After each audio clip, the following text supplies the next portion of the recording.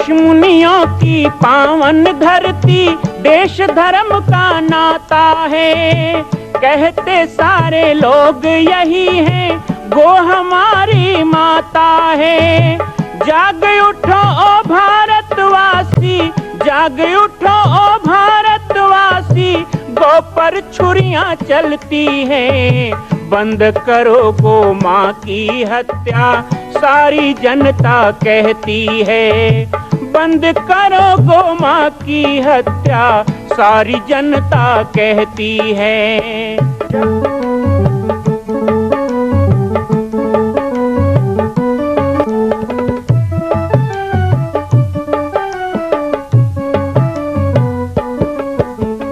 जगह जगह पर बूचड़ खाना, लाखों गौएं कटती हैं। किसे सुनाए व्यथा हमारी, नैना नीर बहाती हैं। रक्षा करना गौ माता की,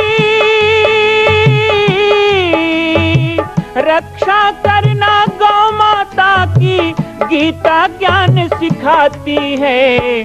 बंद करो गो माँ की हत्या, सारी जनता कहती है। बंद करो गो माँ की हत्या, सारी जनता कहती है।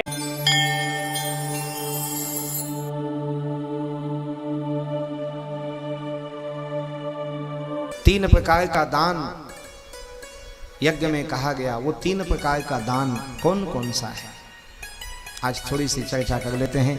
आपने जो अन्न का दान किया, आपने जो सब्जी भाजी दिया, दाल चावल दिया, ये पहला दान है। यज्ञ में तीन दान होते हैं, ये पहला दान है। ये भूत यज्ञ कहलाता है, इस जीव यज्ञ कहलाता है। भोजन के द्वारा किसी को तृप्त करना संसार में इससे बड़ा पुण्य का कार्य नहीं है। भगवान को अन्न दान करके ही माता भवानी अन्नपूर्णा कहलाई। तो आप जितने लोगों ने यहां अन्नपूर्ण किया है, आप सभी अन्नपूर्णा हैं। पहला दान हो गया। दूसरा दान यज्ञ में जो सबको करना चाहिए, यज्ञ के लिए आपने क्या दिया? आम, बर, पीपर, डूमर, गस्ती, बेल, चिरचिरा, फुरहर, समी, ऐसे 8-9 प्रकार की लकड़ी होती है, उसका एक तिनका भी आपने दान किया।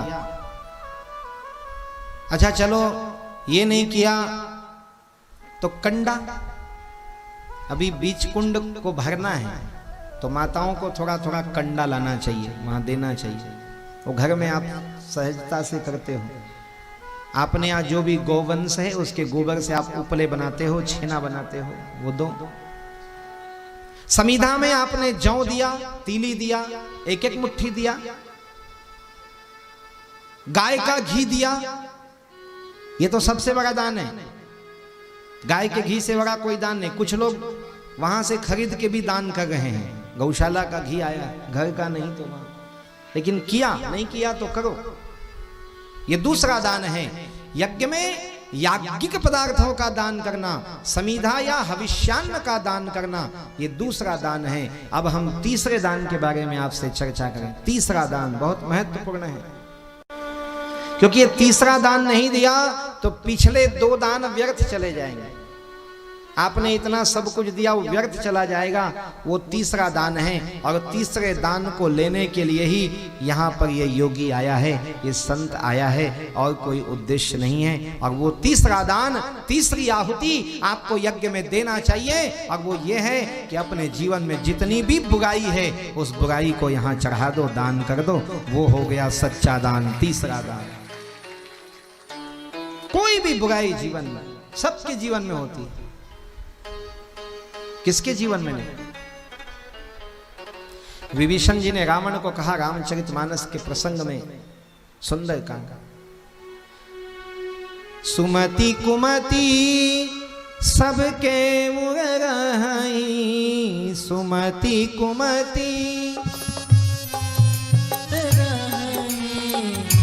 सुमति कुमति सबके मुरहई, सुमति कुमति सबके मुरहई, नाथ पुराण निगम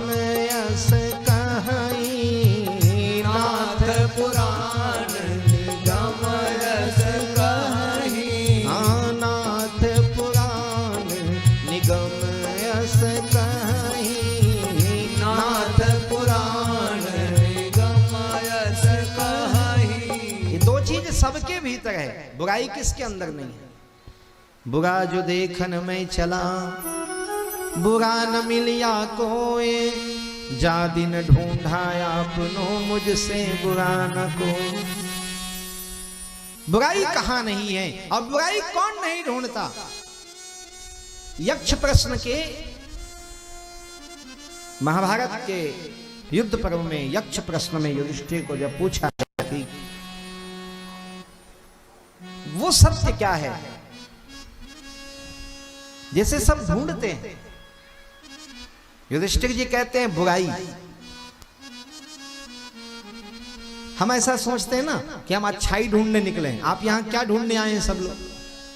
अच्छा, मैं क्यों आया हूं पाढ़ी में? आप लोग अच्छाई ढूंढने आए हो, मैं भी अच्छाई ढूंढने आया हूं। सबको यही लगता है ना, आपको भी यही लगता है ना। लेकिन आपका जो मन है ना, वो अच्छाई ढूंढने आया है तो भी बुराई ढूंढता है। हाँ, बुराई ढूंढते हैं। अब इतना अच्छा यज्ञ हो रहा है ना, यहां कोई ना कोई बुराई कोई ना कोई निकाल ही देगा। नुस्ख निकालना बोलते हैं, कुछ कमी निकालना। सब ठीक है, लेकिन आए थोड़ा सा मगर, अगर वो अगर मगर लगा ही देते थोड़ा सा। इतना बड़ा अंगना लीपे हो 8 दिन, वो नहीं दिखेगा कई लोगों को, लेकिन एक आध कोंटा में कहीं इतना सा कचरा हो ना तो वो दिखेगा। इसलिए हम तो सफाई को देखते ही नहीं, हम तो गंदगी को देखते हैं, क्योंकि वही बदनाम करता है।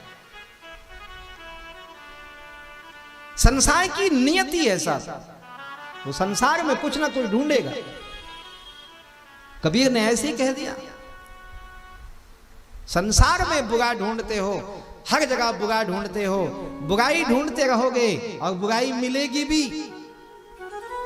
चाहे दशरथ हो चाहे दशानन हो, कमी सबके पास है। सबके जीवन में कमी मिलेगी। कमी ढूंढने निकलोगे तो कमी का कभी अंत होने वाला नहीं है, पूर्णता कभी मिलेगी नहीं। सबके जीवन में कमी। एक संत कहीं जा रहे थे तो देखा कुछ लोग उदास बैठे हैं। बड़ा सुंदर गांव है, हरा भरा गांव है, बाग बगीचे वाला गांव है, कल कल छल छल करते नदी बह रही है, लेकिन लोग उदास बैठे हैं। तो संत ने लोगों को पूछा, भाई उदासी क्यों? बोले महाराज क्या बोले, बहुत परेशान। बोले बताओ तो सही, इतना अच्छा गांव, हरा भरा गांव, खेत खलिहान बड़े सजे हुए, कल कल छल छल नदी बह रही है, फिर उदास क्यों हो? उन्होंने कहा महाराज उदास इसलिए है कि हमारे यहाँ नदी तो है लेकिन पत्थर नहीं है, कपड़ा कैसे धोएं, बहुत परेशान है हम। संत जी ने कहा ये बड़ी अच्छी बात है, मतलब नदी है, पानी है, पर पत्थर नहीं, इसलिए उदास। संत भगवान का भजन करते आगे चल पड़े। एक और गांव मिला, वहां भी सब लोग उदास बैठे थे। तो बाबा जी ने कहा भाई उदास क्यों हो? बोले महाराज हमारे यहाँ नदी है, पत्थर भी है, पर पानी नहीं रहता, कपड़ा कैसे धोएं, इसलिए उदास। संत जी ने कहा ये भी अच्छा है, एक पत्थर नहीं इसलिए उदास है, यहाँ पानी नहीं इसलिए उदास है। अगले गांव में गए तो बाबा जी बड़े खुश हो गए देख के, वहां नदी भी था, पत्थर भी बड़े बड़े थे, पानी भी भरा हुआ था। लोगों ने कहा यहाँ तो कोई उदासी नहीं होगी, लेकिन कुछ लोग उदास दिखाई दिए। तो बाबा जी ने वहां के लोगों को पूछा कि भाई तुम उदास क्यों हो? बोले महाराज पानी भी है, पत्थर भी है नदी में, लेकिन कपड़ा ही नहीं है, बहुत गरीबी है, किसको धोएं यही समझ में नहीं आता। किसके जीवन में कमी नहीं है? आप दूसरों के जीवन की कमी देखते रहोगे ना, तो तुम्हारे जीवन की कमी कभी दूर नहीं होगी। इसलिए यज्ञ में आए तो ये संकल्प लेना चाहिए, आज से हम दूसरों की कमी देखना बंद कर देंगे, तभी आप पूर्ण बन सकोगे, तभी आप सुखी रह सकोगे। अपनी कमी को दूर करना सुख पाना नहीं है, दूसरों में कमी देखना बंद कर देना सुख पाना है। मां कौशल्या की पावन जन्मभूमि छत्तीसगढ़ प्रांत में बालोद जिला में स्थित है श्री सर्वसिद्ध शक्तिपीठ जामड़ी पाटेश्वर धाम।